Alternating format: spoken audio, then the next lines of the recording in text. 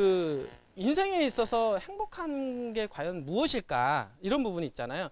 또 어떤 삶이 행복한 거지? 돈이 있는 삶이 행복한 거지? 아니면은 또 뭐 다른 어떤 것이 있을 때 행복한 거지?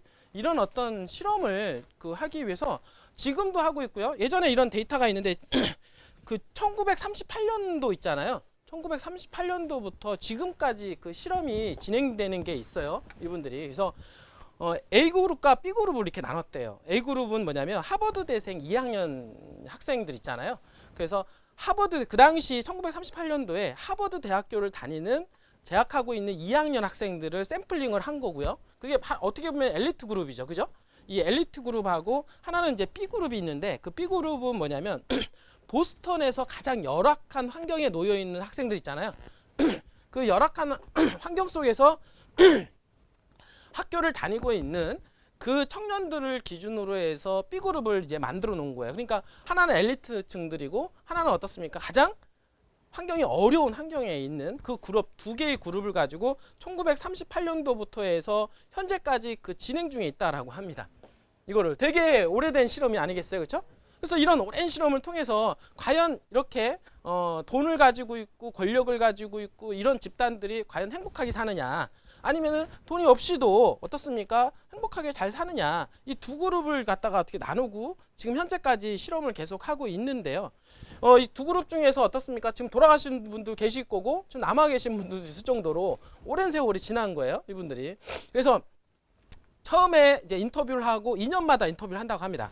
2년마다 인터뷰를 해서 환경이 어떻게 변화가 됐고 과연 지금 행복하냐, 그리고 또 2년이 지나서 어떻습니까? 환경은 어떻고 그 다음에 과연 행복하냐, 이런 것들 있잖아요. 이런 것들을 비교를 해보니까 그때 1938년도부터 이후에 어떻습니까? 이제는 사회생활을 이제 하게 되겠죠? 이제 그러면서 이제는 각계각층으로 다 뻗어나간 거예요. 어떤 사람은 기술직, 어떤 사람들은 나중에 정치가가 된 사람들도 있고, 어떤 사람들은 어떻습니까? 그냥 마약에 중독돼 가지고 술주정뱅이 된 사람들도 있고, 다양한 계층으로 이게 분류가 나중에 나뉘어졌다라고 합니다. 그 부분들이. 그런데 나뉘어졌는데 문제는 뭐냐면 이 하버드대 2학년 있잖아요. 2학년 어떻게 보면은 미국에서 가장 좋은 대학교 아니에요. 우리나라 기준으로 따지면 서울대학교 아닙니까? 그러면 서울대학교만 나오면, 하버드 대학교만 나오면 우리가 생각하기엔 어떻습니까? 모두 잘 될 것 같죠? 이 사람들은 그 다음에 부와 명예와 영광을 다 누릴 수 있을 거다라고 생각하는 게 그 하버드대 아닙니까? 이분들이. 그래서 하버드 대학교 나온 그런 학생들이 세월이 지나는 과정 속에서 얼마나 행복하게 사느냐, 이 부분을 본 거예요. 이 부분을 봤더니 어떻습니까? 행복하게 사는 사람들도 있고 또 되게 불행하게 사는 사람들도 있고, 이렇게 데이터가 나온 거야, 이 부분들이. 그러면은 어떻습니까? 아까 얘기했던 보스턴에서 가장 열악한 환경 속에서 자라난 친구들 있잖아요. 그 친구도 마찬가지로 보니까, 세월이 지나서 보니까 어떻습니까? 행복하게 사는 사람들도 있고 또 하나 다시 불행하게 사는 사람들도 있었더라는 얘기예요, 이 부분들이. 그러니까 특히 하버드 대학교 다닌 사람들은 어떻습니까? 더욱더 많이 행복하게 살 것으로 알고 있는데, 그게 아니라 우리가 행복이라고 하는 게 어떻습니까? 돈이 많이 있다고 행복한 건 아니죠. 여러분 생각해보지만 돈이 많아도 어떻습니까? 주변 사람들하고 관계성이 해결이 안 되거나 여러 가지 문제로 인해서 자살하는 경우도 있고, 어떻습니까? 요즘에 연예인들도 자살하는 경우 많이 있잖아요. 그런 것처럼 아무리 부와 명예를 있다 하더라도 어떻습니까? 그 자체로 스트레스가 되게 많이 있단 말이에요, 이분들이. 그게 과연 행복한 삶이냐, 이분들이.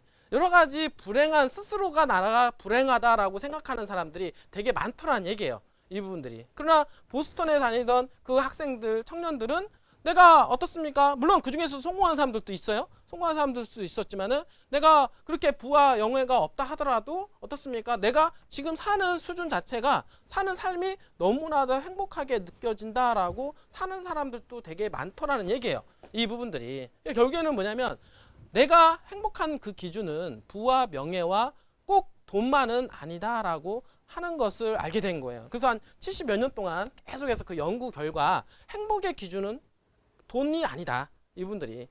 그럼 그 행복의 기준이 뭐냐, 이분들이 알고 보니까 뭐냐면 그 공통점을 찾아낸 게 뭐냐면, 행복한 사람들의 공통점 있잖아요. 그러한 공통점을 보니까 어디서 나왔냐면 관계성에서 나왔다는 얘기예요. 그러니까 내 주변에 있는 사람들, 좋은 사람들과 관계를 맺고 있느냐, 내 주변에 있는 사람들이 어떻습니까? 안 좋은 사람들과 관계성을 맺고 있느냐, 그러니까 안 좋은 사람들하고 관계성을 맺고 있으면 어떻습니까? 스트레스가 가중이 되죠. 그러니까 그 가중된 스트레스로 인해서 내가 어떻습니까? 행복한 삶을 못 누리는 거예요. 근데 어떻습니까? 좋은 관계성을 유지하고 있는 사람들 같은 경우는 어떻습니까? 그냥 돈이 없어도 그 사람과 더불어서 되게 행복하게 살고 있었다라는 거야. 그러니까 뭐냐면 친구 간의 교우 관계 어떻습니까? 회사에 오게 되면 그 회사원끼리 관계 맞죠? 그리고 가정에서 부모 자식 간의 관계 그쵸? 이런 관계성이 잘 형성이 되어 있는 사람일수록 행복하게 살고 있더라. 이런 얘기를 결론적으로 여기서 실험 데이터를 통해서 알게 된 거는 바로 그걸 알게 된 거예요. 자, 행복의 기준은 돈과 명예와 부가 아니라 어떤 좋은 관계를 형성을 하고 있느냐. 이게 가장 중요하다라고 하는 것이죠. 이 부분들이. 문제 이해가 됩니까? 그러니까 여러분들도 이게 뭐냐면 이거는요. 이미 태초에 하나님께서 이미 얘기를 해주신 거예요. 이분들. 왜냐하면 여러분들 여기 보시면은 그 혹시 뭐 십계명에 대해서 들어보셨나요? 십계명에서 많이 들어보셨죠? 그 십계명을 이렇게 여러분들 이렇게 보시게 되면은 제가 여기 좀 가져왔거든요. 십계명이 있는데 십계명에서 보면은 10가지 계명 있잖아요. 10가지 계명 중에서 4개의 계명은 하나님과의 관계성에 대한 얘기거든요. 그리고 나머지 6개의 계명은 사람과의 관계성에 대한 얘기예요. 이 부분들이. 그래서 뭐라고 하냐면 하나님에 대한 사랑과 그 다음에 4개는 하나님에 대한 사랑 얘기예요. 그 다음에 밑에 6가지의 내용은 뭡니까? 이웃에 대한 사랑 얘기입니다. 그래서 우리가 뭡니까? 십계명을 종합적으로 하자면 하나님 사랑, 이웃 사랑인 거예요. 맞잖아요. 우리가 신약에서는 하나님 사랑, 이웃 사랑이라고 하잖아요. 이분들이 그게 어디서 내포가 됐냐면 십계명에서 내포가 된 거예요. 이분들이. 그래서 하나님에 대한 사랑과 관계성을 유지하기 위해서는 뭐라고 나와 있냐면 너와 나 외에 다른 신을 내게 있게 하지 말지어다. 첫 번째 계명. 두 번째 우상 숭배하지 말지니어라. 맞죠? 세 번째 뭡니까? 너는 너의 하나님 여호와의 이름들을 망령때 일컫지 말라. 라고 얘기하죠. 그 다음에 네 번째 제7일 안식일을 기억하여 거룩히 지켜라. 이게 바로 하나님과 나와의 관계성에 대한 얘기인 겁니다. 내가 하나님과의 관계성을 좋게 하기 위해서는 어떻습니까? 이런 관계가 맺어져야 되는 거야. 이런 부분들이. 그리고 이게 지금 현재 5번째부터는 사람과의 관계성의 얘기인데 이렇게 어떻게 해라. 이렇게 할 때 관계성이 회복이 된다. 라고 얘기합니다. 내 부모님을 공경하라. 그게 5번째 계명이거든요. 그러니까 인간과의 관계성에서 첫 번째 계명이 뭐냐면 내 부모님을 공경하라예요. 내 부모님을 공경하라. 알겠어요? 부모님 공경하고 계십니까? 아, 좀 요즘에 좀 마음이 좀 찔려요. 전화도 좀 자주 좀 해드릴까. 이분들이. 여기서 나왔던데 하나님과의 첫 번째 관계성이 뭐냐면 너와 나 외에 다른 신을 내게 있게 하지 말지어라. 이거예요. 첫 번째잖아요. 너와 나 사이에 다른 신을 갖다가 거기다 집어넣지 마라. 라고 하는 게 하나님과의 관계성에서 첫 번째 관계고 어떻습니까? 인간과의 관계성 중에서는 가장 첫 번째가 뭐냐면 내 부모를 공경하라 이거야. 내 부모를. 요즘에 많은 사람들이 내 부모를 공경하라가 잘 안 된다 그래요. 그냥 부모님에 대해서 원망이 많고 부모님에 대해서 내가 어릴 때부터 상처를 많이 받아보신 분들이 많이 있어요. 이분들이. 맞잖아요. 그래서 저희 와이프도 좀 그런 경향은 좀 있어요. 이분들이. 있긴 한데 제가 그래도 그렇게 하는 거 아니다. 그렇게 하는 거 아니다. 그렇게 하는 거 아니다라고 해도 왜냐하면 그게 어릴 적부터 이렇게 자라왔던 환경과 그런 거에 의해서 지배를 많이 당하게 됩니다. 안 좋은 기억들이 많이 있게 되면 어떻습니까? 그게 아무리 사랑하라고 해도 됩니까? 그게? 잘 안 되는 거예요. 이 부분들이. 그러니까 내가 스스로는 안 되는 거예요. 내가 스스로가 안 되는 거예요. 이 부분들은. 결국에는 하나님의 품성, 하나님을 십자가를 보지 않으면 그게 안 된다 그래요. 이 부분들이. 그러니까 내가 스스로 부모님에 대한 사랑이 내 자발적으로 끌어오르지가 않아요. 이 부분들은. 결국에는 그분들 십자가 앞으로 나가야만이 가능한 일이다. 이 부분들이. 철저히 굴복하고 나를 낮출 때 다시 어떻습니까? 그 사랑을 내가 알게 되는 거예요. 이분들. 이웃을 사랑한다라는 말이 무엇인지를 깨닫게 된다라고 하는 거죠. 그래서 그 다음에 뭡니까? 살인하지 말라. 여러분 살인합니까 이거를? 이거는 뭐 있잖아요. 도덕법이에요. 어떻게 보면은. 살인하지 말라가 당연한 거 아니에요? 그 다음에 뭡니까? 간음하지 말라. 간음하지 말라. 이거는 있잖아요. 이게 하나님의 주시는 우리한테 주시는 이런 계명이 아니고라도 있잖아요. 우리가 보면 어디 있습니까? 우리가 제 불교에서도 유교에서도 다 하는 말 아닙니까 이거는? 특히 유교 같은 경우도 부모님을 사랑하라 다 얘기하잖아요. 누가 어떻습니까? 살인하라고 그래요. 아니잖아요. 이거는 그냥 십계명은 있잖아요. 자연스러운 거예요. 이분들이. 그냥 우리가 그냥 이런 과정 속에서 당연하게 지켜야 될 일들이 많은 거예요. 이분들이. 보면 어떻습니까? 살인하지 말라, 간음하지 말라, 도둑질하지 말라. 이거거든요. 그리고 9번째 계명이 내 이웃에 대해서 거짓 증거하지 말라. 거짓말하지 말라. 이렇게 나오잖아요. 그리고 뭡니까? 10번째, 내 이웃의 아내와 재물이나 아내를 탐내지 마라. 이게 바로 10번째 계명입니다. 10번째 계명이에요. 이분들이. 그래서 6번째 계명은 어떻습니까? 나와 주변 사람들과의 관계성, 이 부분에 대한 얘기와 그다음 하나님에 대한 사랑 얘기를 4번째 위에 이렇게 두셨는데, 결국에는 뭐냐면 이렇게 될 때 어떻습니까? 뭘 누릴 수 있다. 내 마음의 안식을 누릴 수 있다라고 하는 거예요. 평안함을 누릴 수 있고 어떻습니까? 화평과 행복함을 누릴 수가 있다라고 하는 거예요. 이런 어떤 삶을 살 때 어떻습니까? 내가 행복하게 살 수가 있다. 이분들이 이거를 얘기를 해주시려고 하는, 결국에는 관계성에 대한 얘기예요. 여러분들이 뭔지 알겠어요? 제가 분명히 얘기하지만 물론 돈도 되게 중요합니다. 여러분들이 돈도 되게 중요하고 우리는 돈도 벌어야 돼요. 이분들이. 왜냐하면 돈을 버는 것 자체가 중요한 게 아니라 돈을 벌었는데 내가 그걸 어떻게 쓰냐의 문제예요. 여러분들이. 맞죠? 내가 돈을 많이 벌어서 어떻습니까? 내가 하나님에 대한 사랑과 이웃에 대한 사랑을 내가 어떻습니까? 충분히 이 돈을 통해서도 할 수 있는 거 아니에요.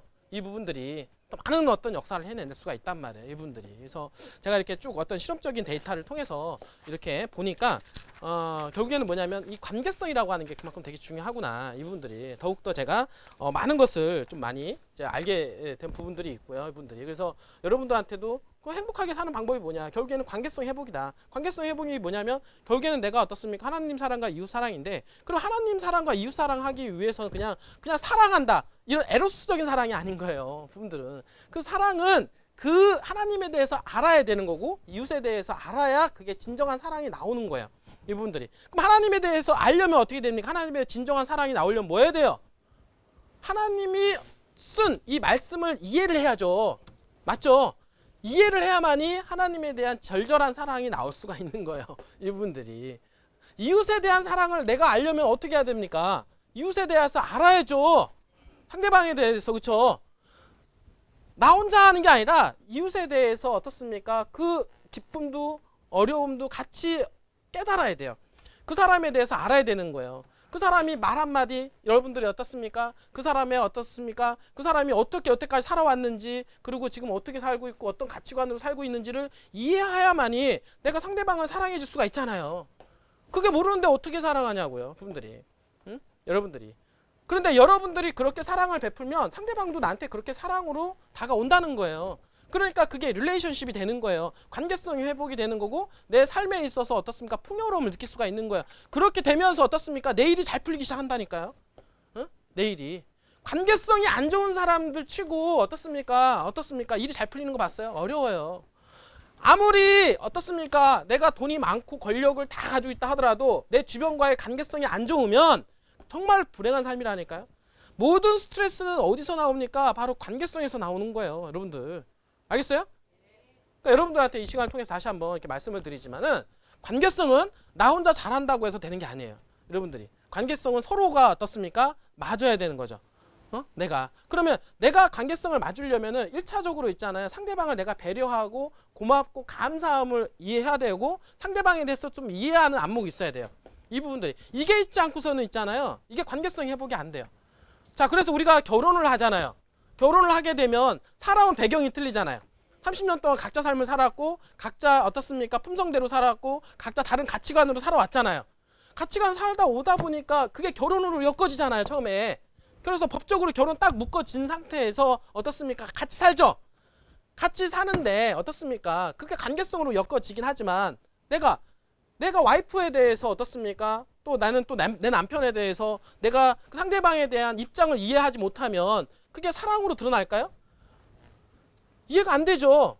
나는 내 관점으로밖에 생각 못하는 거예요. 그러니까 내 관점으로 판단하고 내 관점으로 상대방을 까고 내 방적으로 어떻습니까? 멸시하고 그러면은 상대방이 좋아해요? 안 좋아하죠. 그게 여기 나한테 다시 돌아오자. 그러니까 결국에는 관계성이 깨지면서 나중에 이혼하고 어떻습니까? 난리 나는 거잖아요. 이 부분들이. 그러면 그 관계성을 회복한다는 얘기는 뭐냐면 상대방을 이해하는 거예요.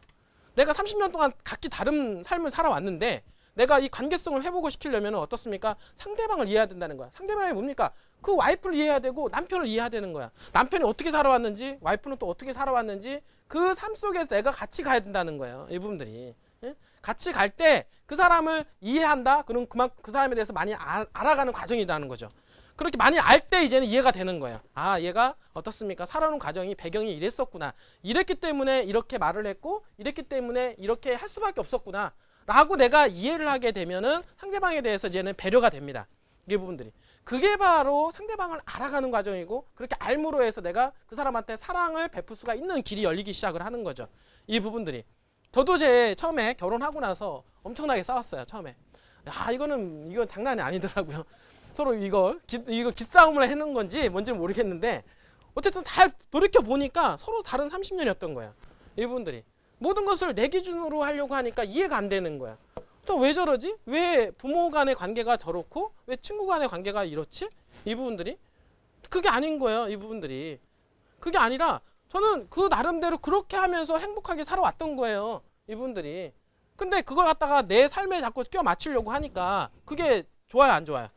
힘든 거예요. 그러니까 내 기준으로 해서 내 관점으로 자꾸 맞추려고 하니까 되게 힘든 삶을 살기 시작하는 거고 뻐걱거리기 시작하는 거고 어떻습니까? 쌈박질 나오기 시작하는 거예요.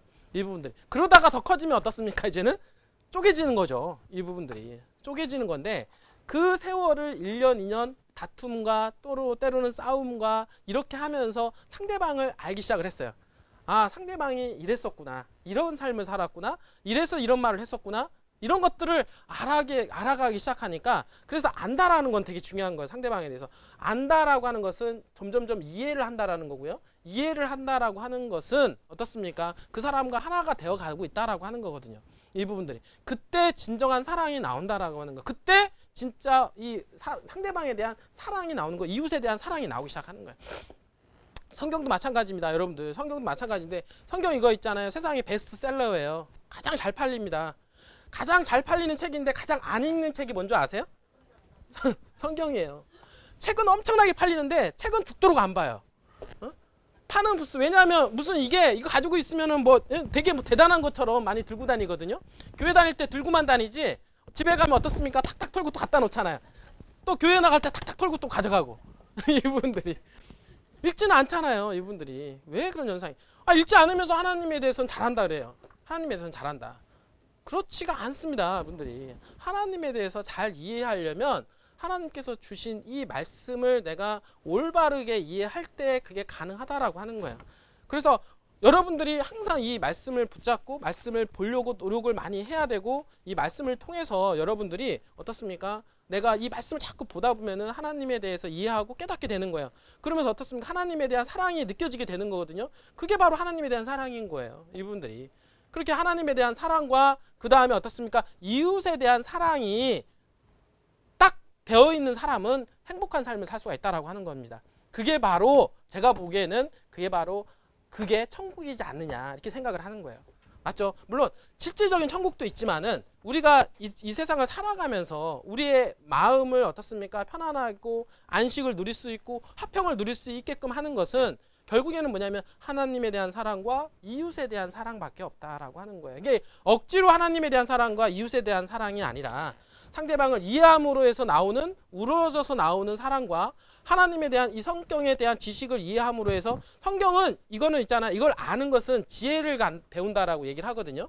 우리가 일반 세상에서 가르쳐주는 학문 있잖아요. 그건 지식이라고 그러잖아요. 지식인데 성경은 지혜라고 그래요.